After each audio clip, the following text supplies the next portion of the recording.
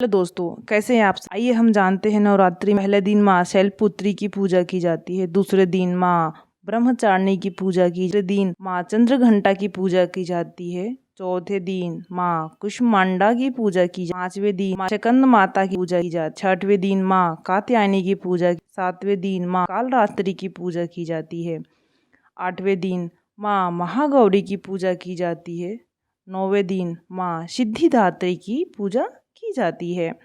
अब हम जानते हैं पूजा करने की विधि कैसे करते हैं और साथ में कलश स्थापना की भी विधि बताऊंगी। पहले मैं एक छोटा सा चौकी ले रही हूँ और उस चौकी पे लाल रंग के कपड़े बिछा दे रही हूँ।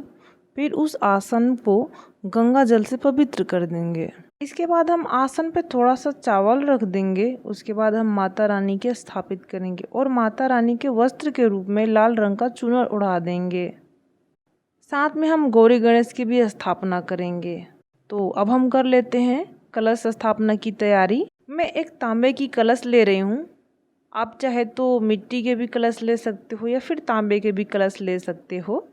और उस कलश में स्वास्तिक बना लेंगे और उसके बाद हम कलश में छोटा सा मौली बांध लेंगे। उसके बाद हम 7 आम के पत्ते लेंगे। आप चाहे तो अशोक के पत्ते ले सकते हैं। अभी मेरे पास आम के पत्ते अवेलेबल नहीं है तो मैं अशोक के पत्ते ही ले रही हूँ। और अशोक के पत्ते में हम चंदन टीका लगा देंगे। फिर कलश में हम जल भर लेंगे और इनमें हम रखेंगे थोड़ी सी दूभा, थोड़ी सी हल्दी, एक सुपारी, लौंग, बतासा, थोड़ी सी रोड़ी, अक्षत और 1 रुपए का सिक्का जरूर डाल ले उसमें कलश में।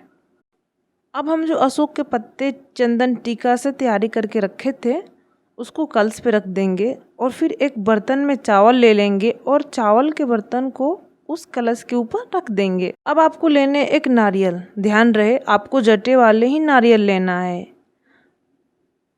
अब हम नारियल में चुनर लपेट लेंगे और कलावे से 3 बार गांठ बांध देंगे। इसके बाद हम नारियल को कलश के ऊपर रख देंगे। कलश स्थापना करने के लिए हमें चौकी पे थोड़ी सी चावल बिछा लेंगे। उसके बाद हम वहाँ पे कलश स्थापना करेंगे। उसके बाद अगर आप नवरात्रि में जय बोते हैं तो जय को माता रानी की बाईं साइड बोएं।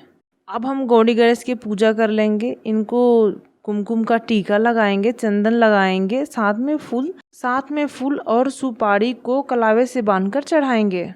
उसके बाद हम दीपक प्रज्वलित करेंगे। अब हम माता रानी के रोली चंदन का टीका लगाएंगे और फूल अक्षत भी चढ़ाएंगे। इसके बाद हम यहाँ पे कलश के पूजा कर लेंगे। कलश को भी हम चंदन और फूल चढ़ाएंगे। पूजा करते वक्त हमें धूप बत्ती भी जलाने हैं और माता रानी की सुहाग के सारी चीज़ें चढ़ानी पड़ेगी। उसके बाद हम माता रानी को फूल चढ़ाएंगे, साथ में बतासा और लौंग भी चढ़ाएंगे क्योंकि माता रानी को बतासे और लौंग का भोग बहुत पसंद है। माता रानी की पूजा के लिए शंख और घंटी जरूर चढ़ाएं क्योंकि ये पूजा के लिए अति आवश्यक है। अब हम एक आरती के लिए थाल सजा लेंगे। अगर आप पाठ करते हैं तो आप पाठ कर लीजिए, उसके बाद आरती की थाल सजाएं और माता रानी की आरती करिए। अगर आप पाठ नहीं करते हैं तो पूजा करके उसके बाद आरती कर लीजिए और माता रानी से हाथ जोड़कर कहिए, माता रानी अगर मेरे से कोई भूल हुई हो तो उसे क्षमा कर देना। इस तरह होते हैं माता रानी की पूजा। जय माता दी।